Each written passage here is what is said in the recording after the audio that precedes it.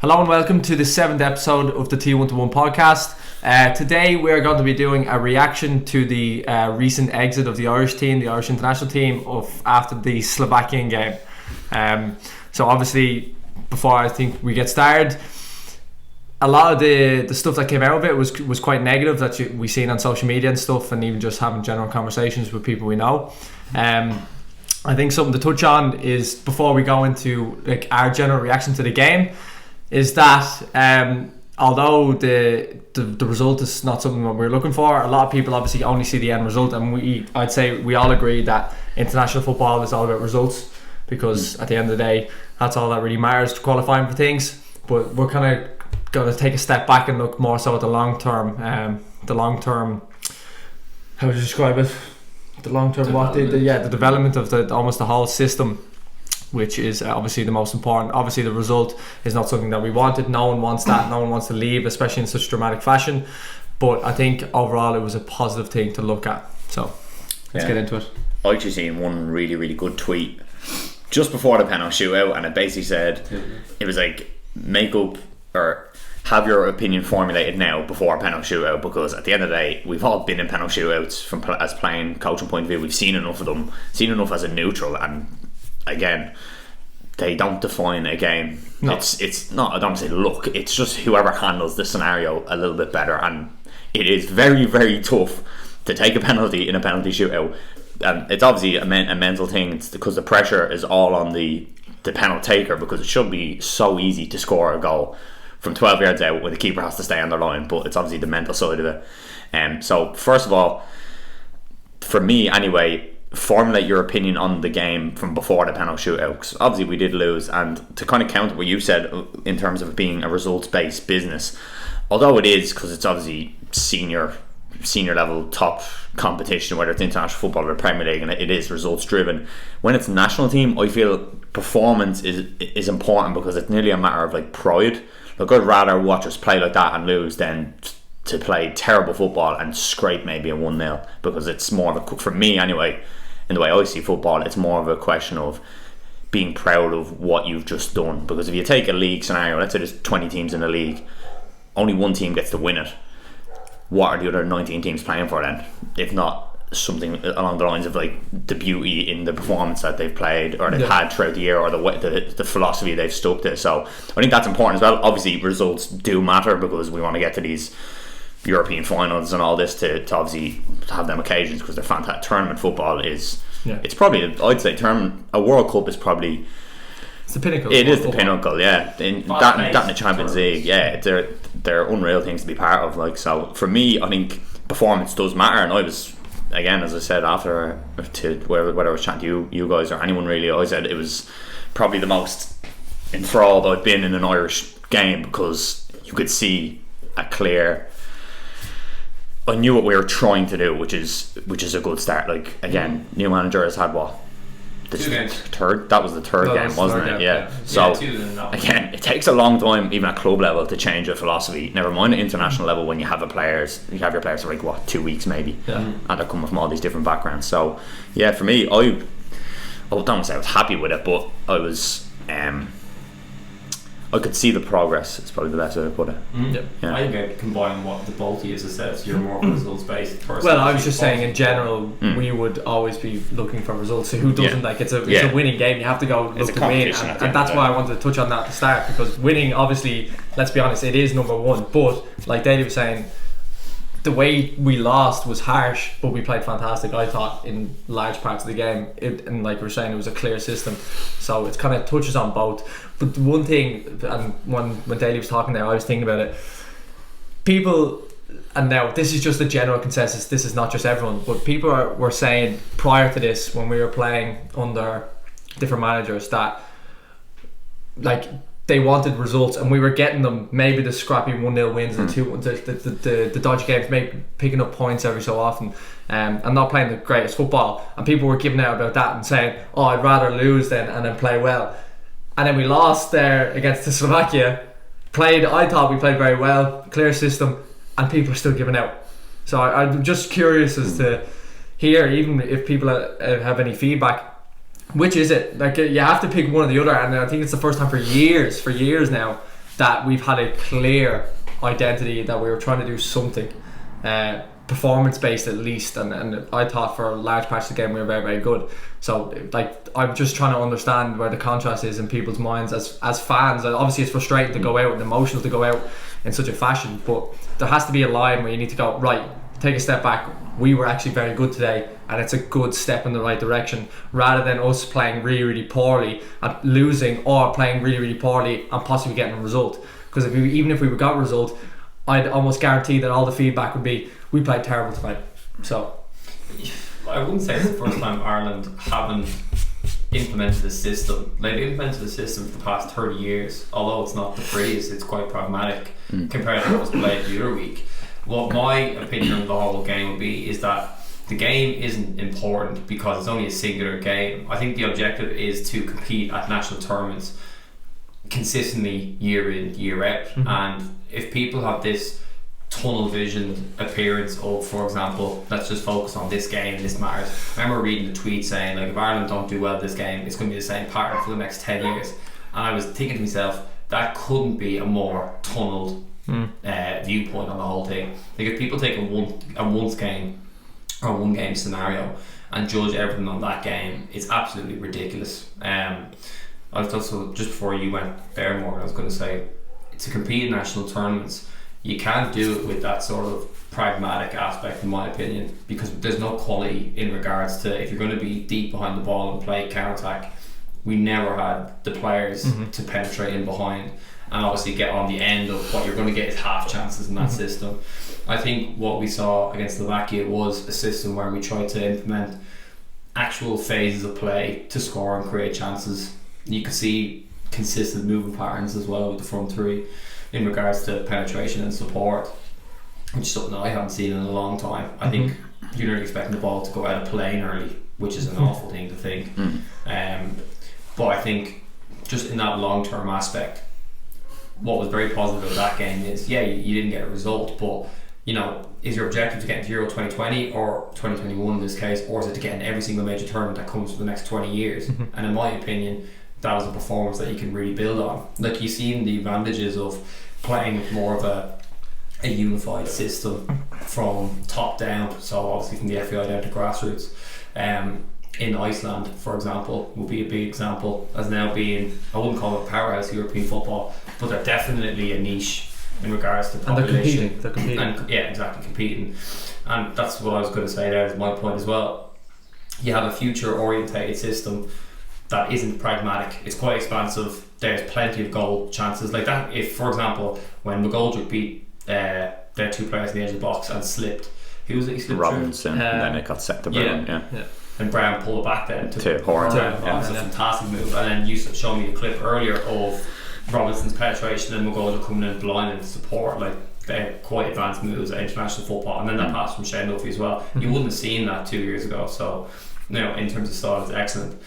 This is what they're educating in coach education. It's what the 19s, 17s, 16s and 15s are all portrayed to play as.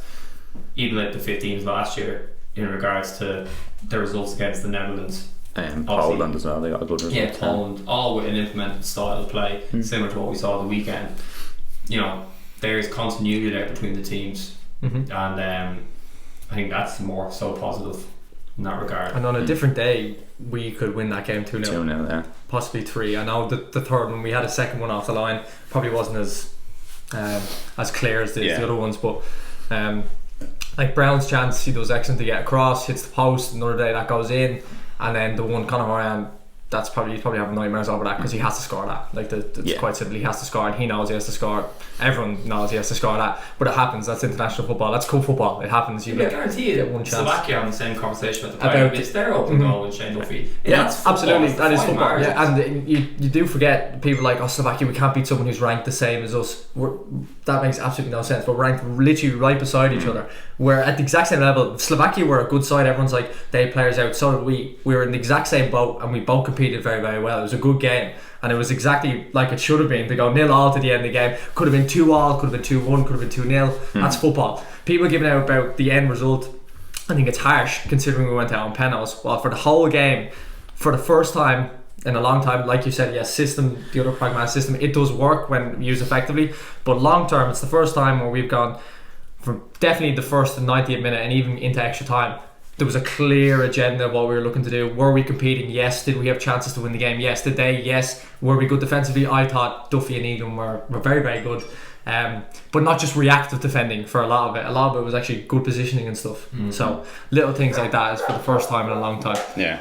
I think to touch on what you said about Davey having the same conversation about missing the chance that Duffy blocked off the line, you could again praise the Slovakian defender for his awareness that when the keeper went out to the left side, to the left hand post, that he just went and covered the goal centrally. So in that aspect, it's actually, perspective is so important, because that's good defending in that sense. 100%. Now again, you should still probably score, but sometimes give credit. Defenders sometimes don't get enough credit for that. That's international football. That's the highest pinnacle of defending, is anticipation, particularly when it is back to the wall in your red zone. So when people like give it out to Horan as well, you know, he's a pro player, probably should. He dropped on his right as well, he's left footed. I was going to say, he's notoriously left footed at the moment, so like, yeah, maybe the odds were stacked against him, but like, at the end of the day, there's an Irish player who's going to be more disappointed than any fan, by the way, missing that chance. You know, whatever else have an opinion, what he's thinking is he's let his country down. So I don't know why people would put more negativity on. Why not praise the player? I thought he was excellent in the game. I thought he was very good, yes. He is fantastic from set pieces. How many times has he had Robbie Brady on a free kick, for example, and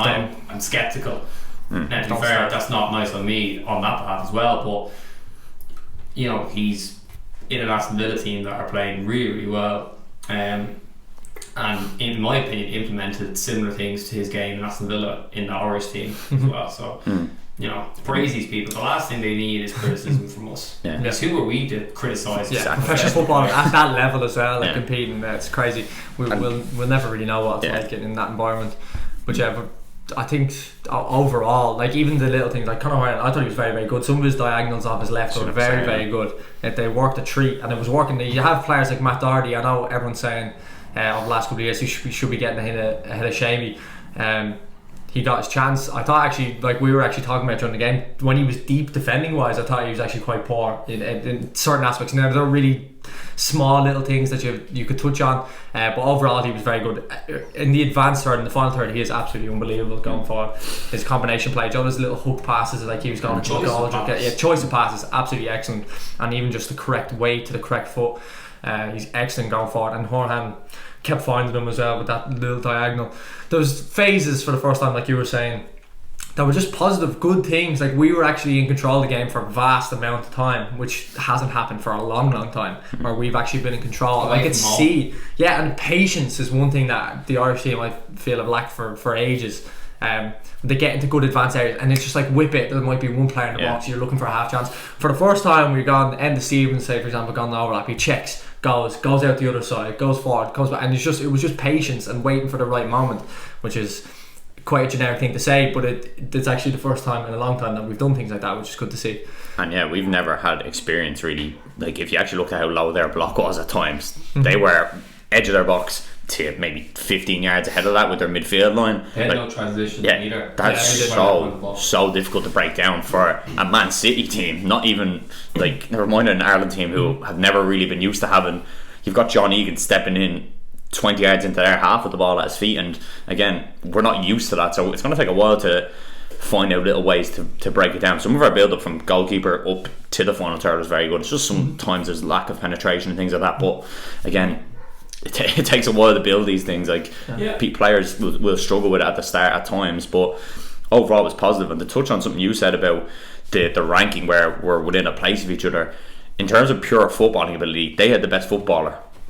Now, not on the day he wasn't great, but Hamsik is a Champions League footballer, and you can just tell when the ball drops. If we had a match like a game changer like that, we'd nearly have it all made up. Catalyst. He's the best footballer on the pitch, and he didn't have a fantastic game, but you can just tell if you actually watch a player like that, like just the class is it's very nice to watch. So that's exactly what it is. And people are going to beg the question now, and I know when you brought it up, is the question of Jack Byrne.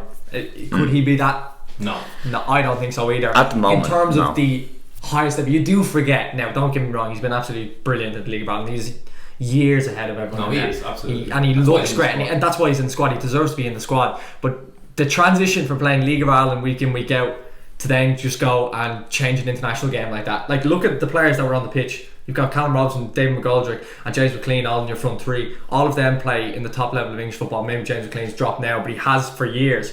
They couldn't light the switch, or they couldn't change the game. They were close. There was moments where Brown nearly got in, little things like that. To throw Jack Byrne into there and just say he'll change the game, I think it's quite naive to say, but he does have the characteristics to change a game, but at that level we don't really know, to be honest. But it's very easy to just say, oh yeah, he'll go and change the game because of the type of player he is. But I think it could go like one of two ways. If you think, even just dumb it down a little bit, take top amateur football here for example. That's like taking a top less senior league player and putting them into the top tier. In let's say for example, let's go for like a Bowls Rovers derby and taking somebody out of like an senior league team. Top senior league team. They will feel the difference. And I remember seeing you play out in Cork City with your amateur side, and some players were fantastic physically at your level, like winning every header. And then when it came to playing Cork away, they didn't get a sniff of any physical battle. That must be multiplied by 2 or 3 at the international level again. So, and then the pressure, all the external factors, let alone the actual playing ability and physical ability of the players, the actual characteristics of a football game at that level is crazy. We do forget as well the access that the Irish international team would have to stats of their players. Like, some people could watch a Jeff Hendrick play and be like, what's he adding to the game? But there's always a story to tell. For all we know, he could be the best running stats in that team in terms of ground covered and things like that. That's why he's selected. Mobility, mobility, The first half, yes. I think second half he struggled a little, but for first half, I'm a very harsh critic of Jeff Hendrick. I think we all are. But he was actually very good. Dynamic is the word. He was getting around. I hate the term getting around, but he was effective. His little combination play, he was decent in the pocket. But he was really energetic for once. Like, he didn't look like he was going through the motions. There is a reason why these players are picked purely under the footballing level, where it could be something as simple as their running stats, their recoveries, their challenges, things like that. They wouldn't actually see watching as a fan. Sorry, Gary, just a quick caution, but people don't realise that. Like, I know a lot of the calling from the fans has been, how come we don't play like a high press game? How come we don't pinch teams a little bit higher? People forget that to do that it requires an insane amount of cardiovascular energy and physical fitness, being able to read cues defensively.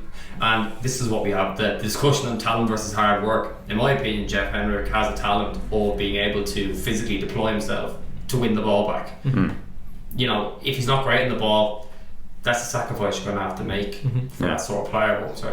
And even with that, actually, on the press and what you just said there, like, City could only press Leeds for 15 minutes there 2 weeks ago, and then they had to sit off because you can't just, it's not that easy to just go press, because what if we went and pressed them hard for 20 minutes and then Hamsik ends up with the ball 10 yards off our back line with no pressure on it, he just picks a pass and then we're 1-0 down. So you've got to pick your moments with that. And we do forget as well, we're kind of ignorant to other leagues or even other countries where we think, it's just Slovakia, we should turn them over. Like, if we went good on press them, they've got some players who we have no idea who they are, who they might just go into the left back, pop into midfield, and your man might just hook around the corner of a handshake and they're out. Like, we're ignorant sometimes in England and Ireland, I find as well, because we're so close to English football that we just see that as a pinnacle, which it is. But like, who knew Bruno Fernandes played in that 3-all game between Spain and Brazil in the 2018 World Cup? Probably nobody. And then he comes to United and everyone's like, Jesus, look at where did this guy come from? Like, there's so many players in Europe that maybe they don't want to move to England for whatever reason, but they could probably still play in the top English football or in the Champions League and all. But people, obviously, even Thiago signed for Liverpool. People were completely oblivious to his ability because they've only seen him play for Bayern in the Champions League. They haven't seen him in the league games, the Bundesliga, and I'm the exact same. I've only seen him once or twice, primarily because it was convenient for me to watch Bayern Munich play during when they came back first and the lockdown. The Germans back first. That's, in my opinion, that's quite, like, I wouldn't say poor for me, but you know, to have an opinion, you really need to study these players, systems people, and we're quite naive to what is out there. And actually, on the Jack Byrne thing, I think his career trajectory is looking a lot like Wes Houlihan's, which is, again, people think Wes Houlihan should have been the Irish team 10 years earlier. Maybe not, because maybe he wasn't ready for it. Your level finds it. Like, if you throw Jack Byrne in now and he struggles, you could lose him then again forever. Like, whereas if he kind of builds up another couple of years in the League of Ireland, maybe gets a move when he's a bit more mature, obviously, across to England, and even if it's championship level, and he literally does what Wes Houlihan does, goes into a team like Norwich, or, well, at the time Norwich obviously suited Wes Houlihan, but a real ball playing team that would facilitate him. They end up in the Premier League. All of a sudden he's where we want him to be for that Irish team, and then in 5-6 years down the line he could be the one slipping passes through in a World Cup or something like that. But right now it's difficult because it's not as easy as just putting him in. Like, he does have a ridiculous amount of talent and an eye for a pass and his ability in that sense, but it's very easy just to say to throw him in, because now I, watching the game, was thinking, when the game's kind of going a bit away from both teams too, like I was kind of thinking, I was looking at the bench, I was thinking, why not for the last few, and he probably has a penalty in him as well. But that, again, when you're watching them Ireland games, I'm not watching as a coach, I'm watching as a fan, and it's very hard to pull yourself back.